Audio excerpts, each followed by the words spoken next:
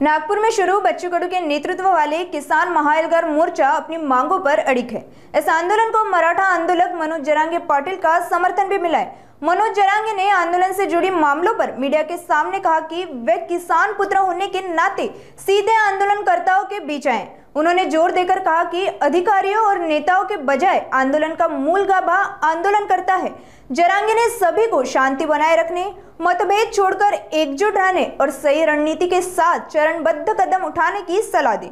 उन्होंने कहा कि यही आंदोलन की सफलता की कुंजी है। नाही, माझी इच्छाच पुरी झाली म्हणून थोडक्यात मी शेतकऱ्याचं पोरग आहे का आंदोलन सुरू आहे, कोणी मीच करावं या हट्टातला मी नाहीये।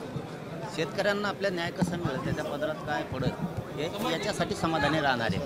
आपल्याला जर सगळ्याला नेतृत्वाची हाव लागली तर शेतकरी संपून जाईल, म्हणून आपल्याला सगळ्यांना एक जणाला ताकद देणं गरजेचं आहे। त्या पद्धतीने आम्ही सगळे राज्यातले शेतकरी एक जीवानं आंदोलनाच्या पाठीशी आहेत। बरं, मुख्यमंत्री काल बोलताना असं बोलले होते की सध्या आमच्यासमोर कर्जमाफीचा विषय नाही आहे, जो शेतकरी आहे त्याला मदत कशी मिळेल, जे अतिवृष्टी झाली त्याला मदत कशी मिळेल हा आमच्यासमोर प्रामुख्याने प्रश्न असणार आहे। काय वाटतं असं? 3000 2000 याला मदत म्हणतात काय? सगळं संसार शेतकऱ्यांचा उद्ध्वस्त झाला।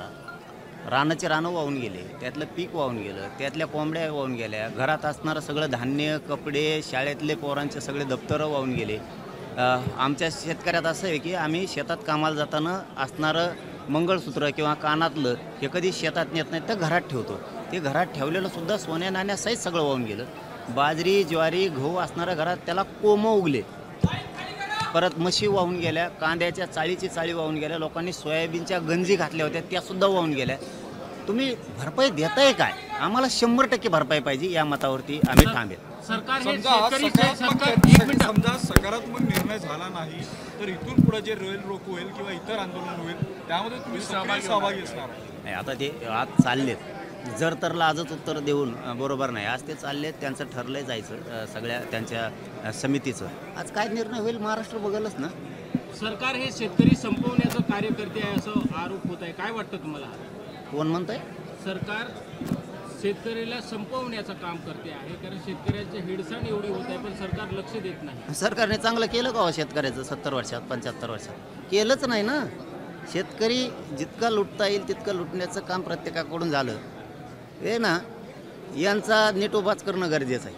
एवढं ना मी आता काय हे आंदोलन कसं आहे माझ्या याच्यामुळे ही होऊ नये, कारण थोडीशी हे असताना अनुभवी लोक असताना आपण बोलू नये असं माझं मध्ये।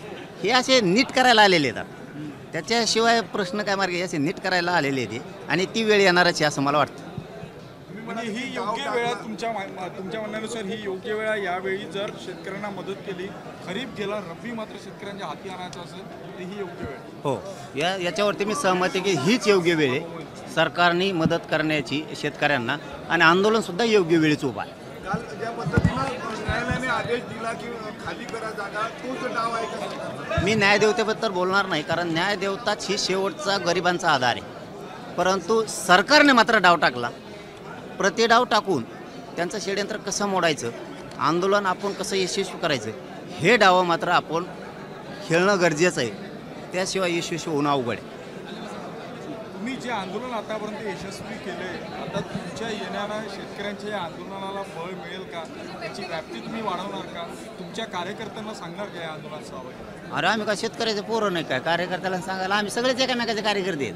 इथं काय आता नेते बघा ना तुम्ही, ज्यांनी उभे आहेत ते घातल्यात यांनी सगळ्यांनी, हे सगळे अरे एका पंक्तीत बसले ना।